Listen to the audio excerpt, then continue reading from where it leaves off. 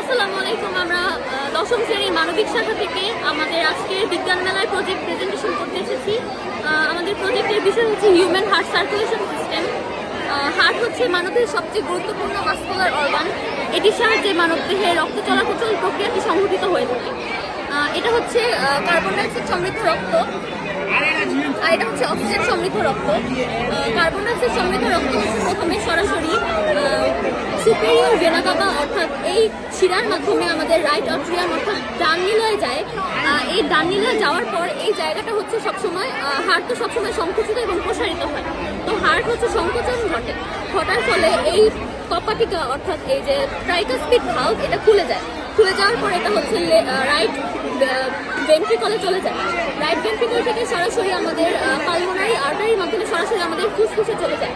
ফুসফুসে যাওয়ার পর এটা হচ্ছে ব্লাড এক্সচেঞ্জ ঘটে, অর্থাৎ ব্লাড এক্সচেঞ্জ ঘটার পর এটা হচ্ছে অক্সিজেন সমৃদ্ধ রক্তে পরিণত হয়ে আবার সরাসরি আমাদের পালমোনারি ভেইন অর্থাৎ এই শিরার মাধ্যমে আমাদের শরীরে চলে আসে।